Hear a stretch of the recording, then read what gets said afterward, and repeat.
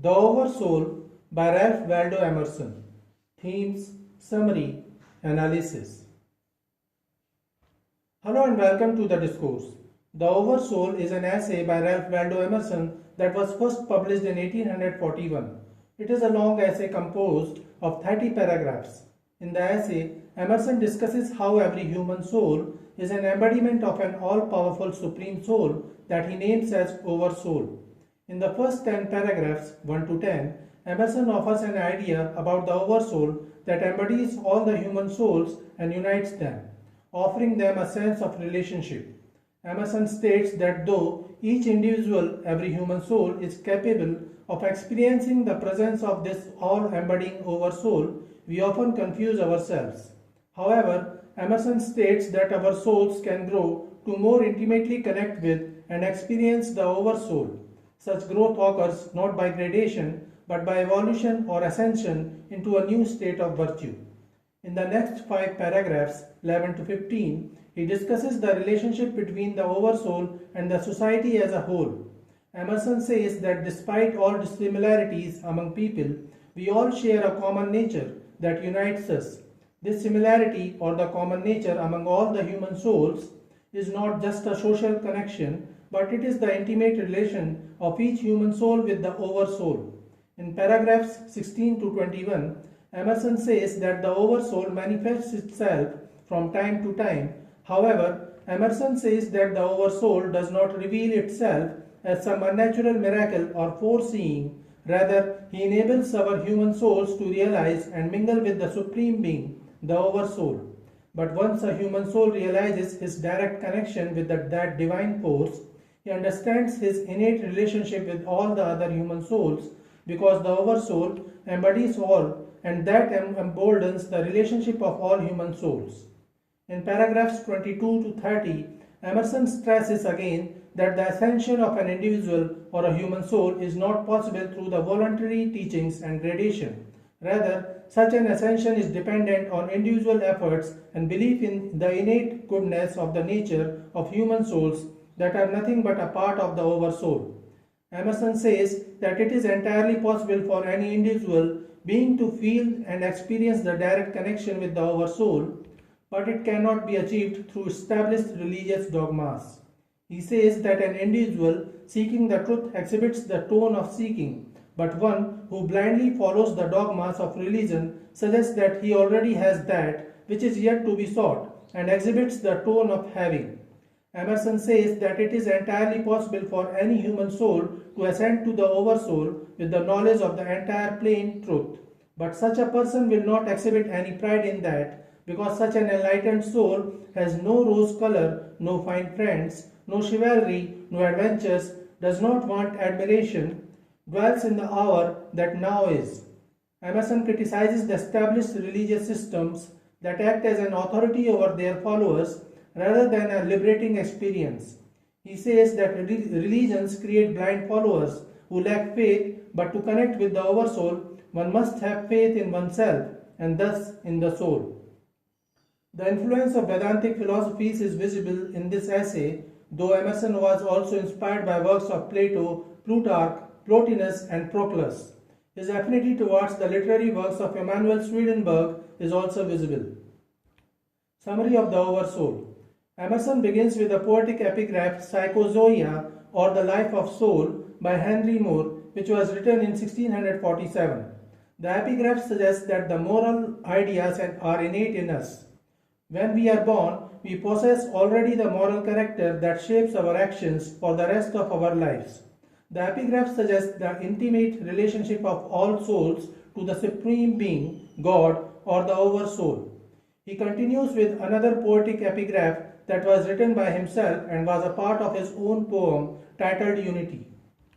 In this epigraph, Emerson discusses the duality that may appear to be opposing yet signifies oneness.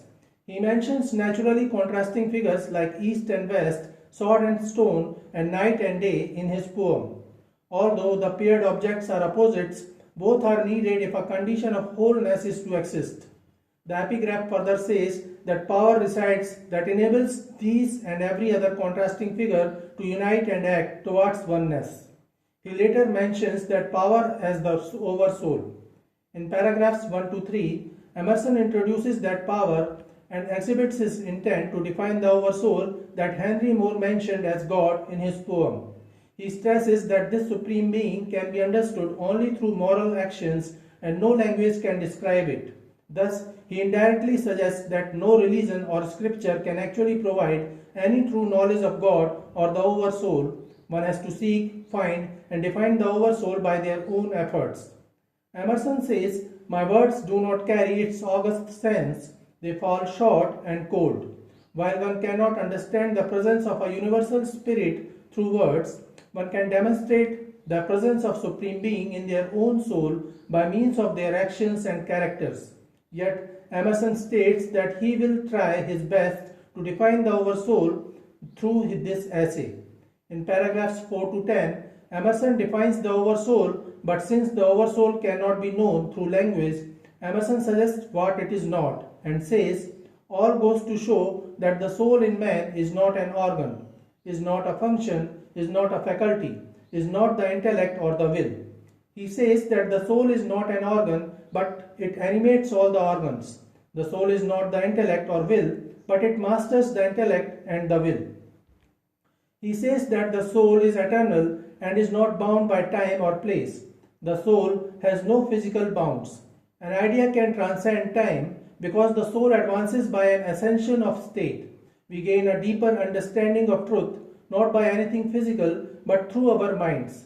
The greater insight we gain into the spirit that connects everything in our world, the closer we come to the oversoul. Emerson stresses that one can unite with the oversoul by following the law of moral and mental gain. Emerson continues the theme of duality in these paragraphs, as the soul is free of any physical bounds, yet it rules over the physical sense of life. He says that when a human soul attains the revelations of oversoul, he gets rid of the bounds of time, space, and nature, attains moksha. In paragraphs 11 to 15, Emerson explains the relationship between the oversoul and society while stressing the importance of individual liberty. He says that since the oversoul embodies every human soul, the oversoul unites people and manifests itself in society. Emerson says that this unification manifests itself in the idea of a common nature. When we refer to our common nature in conversations with one another, we do not refer to a social connection, but rather an impersonal one, in other words, a connection to God. He then implores that an individual must concentrate on his personal experience with the oversoul and must not worry about what society thinks.